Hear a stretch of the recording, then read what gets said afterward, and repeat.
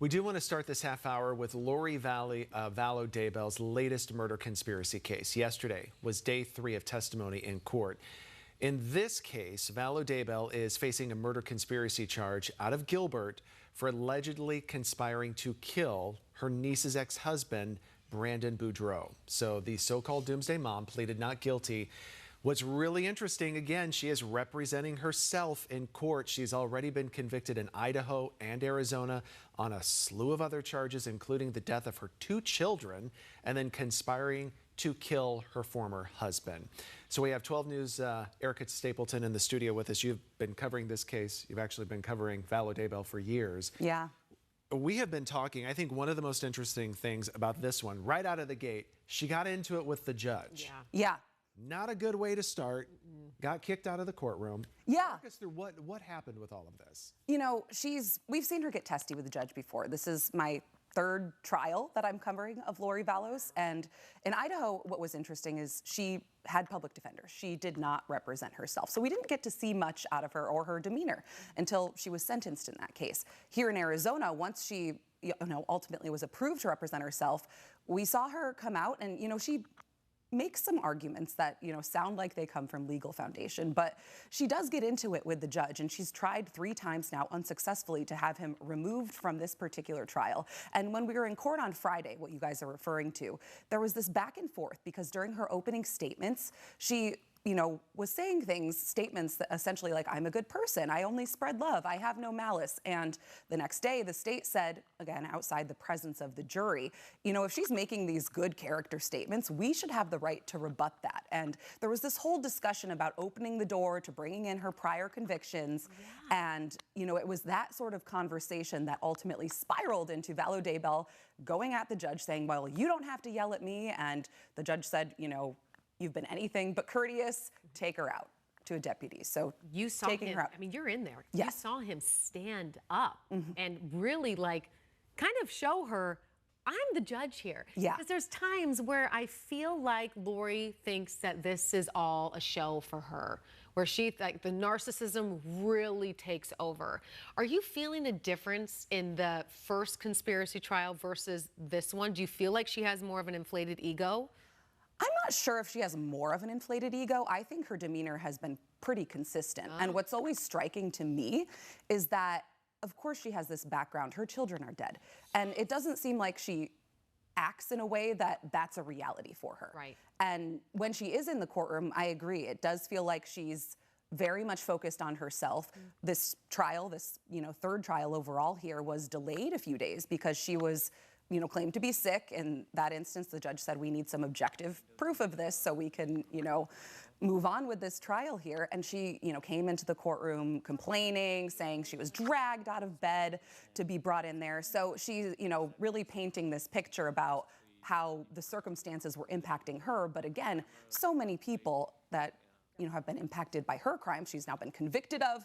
And in this case, the state seems to be making a pretty good case here. And it remains to be seen if she'll put on a defense in this trial. You kind of touched on it just a little, that the fact that she was found guilty of killing her own children is not being brought up in this case. So this jury apparently, allegedly, I don't know does how not it's know possible. About the former charges. No, they should not. They were should not screened. know. Yeah, they should not know. And the state in this case has been very intentional not to bring that up. Even the shooting death of her former husband, which she was just convicted for in Arizona in April, they're just saying, they're referring to it as a July incident because there is some overlap with investigators, and some of the things that came up in that investigation were relevant in this investigation. So they've just been very careful to be straight and narrow. I'm wondering why we have to be careful. This is a convicted murderer. Like, why isn't that part? Because it's a whole story that all is connected. So why aren't we bringing that up?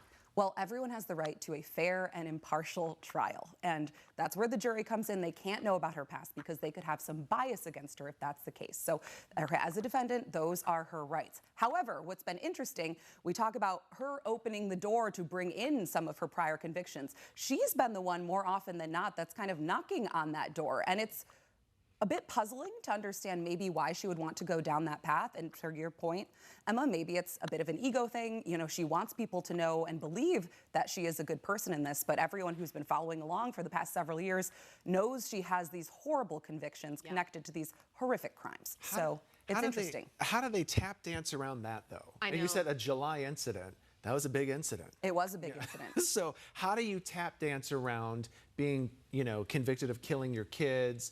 You know, like that just seems like such a big issue to dance around and not bring up into court. How are they doing that? Yeah, it's really interesting, especially sitting there knowing the history. Yeah. It's, you know, we're getting such a small fraction from this case's or from the state's specific case. But it's interesting because the jury can't know about this. They can't bring it in. And it'll be interesting to see after the fact. You know, as a juror sitting there, they must have some questions. Right. And in Arizona, they're allowed to ask questions. And it's been surprising that they haven't maybe asked more questions along the way here, because there was some testimony earlier that there were other cases connected to this, but no, you know, no background was presented. And again, saying July incident, I would probably want to know. My ears would perk up. Right. And what we saw in her last trial was there was mention of her children, Tylee and JJ. And when we spoke with jurors after the fact, they said, we were wondering why we weren't hearing testimony from her daughter. But of course, they don't know. In this case, it's been strictly about Brandon Boudreaux. They brought up Charles Vallow, her former husband, a few times, but we haven't heard anything about the children. So these jurors have no idea that she maybe even has children or that her children are dead. And you sat in when Brandon Boudreaux took the stand. How was that? Because this is the first time that we're hearing from a victim. Everyone else is dead. Brandon's the only one who can really testify. How was that? I think he was a really compelling witness, and it seems like he was super prepared by the state to take the stand. He was calm, cool, collected, despite everything that he has gone through.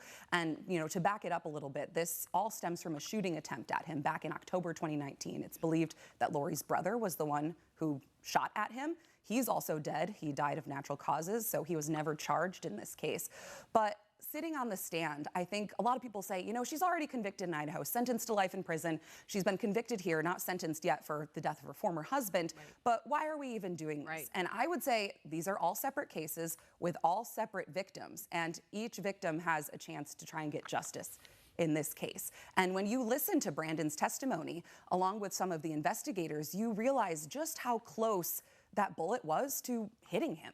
It went right above, you know, where his head would have been in his vehicle when the bullet went in there. So this could have been a very different case if, you know, the shooting had gone just a little bit differently. So that really sinks in, especially when Brandon is on the stand. And as you guys pointed out, Vallow Daybell is representing herself. So she had to cross-examine him. And that's something we've seen over the course of these proceedings, is she almost, you know, she can go up and question these people. That's how the process is playing out in court. And even under those circumstances, he was very calm, cool, collected. And, you know, the state often raises a bunch of objections when she tries to ask certain lines of questioning.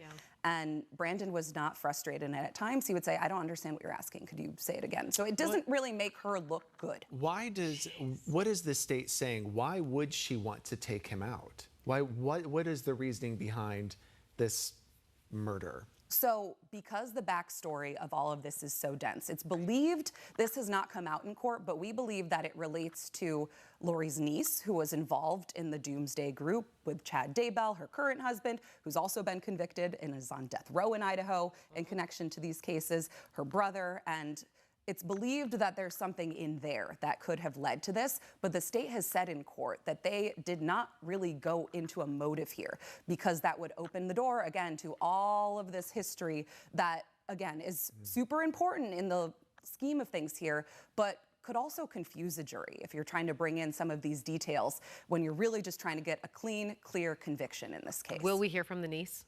No, she's not expected to take the stand. That's surprising. It's interesting. It is interesting, and she's been a key part in all this. We know that she's talked to investigators. She's since remarried, and we know her current husband has actually worked with investigators once this, you know, everything started unfolding. I've actually interviewed her back in 2020 before Tylee and JJ's bodies were found in Idaho, and she was supportive of her aunt. And ever since their discovery, she kind of took a step back, I would say, but we aren't expecting to hear from her. But we did learn something big in court on Friday, that there is actually an open investigation that she is connected to from Gilbert stemming from this case. So we aren't sure what may come of that, but they did say there's still stuff that's under investigation here. So it's possible we may get some new details on that down the road.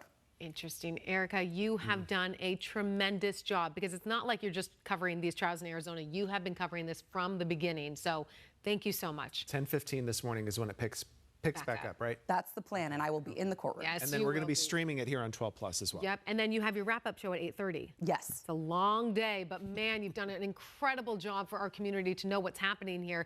We're streaming the entire trial, 12 Plus. That's where you can catch it. Again, check that out.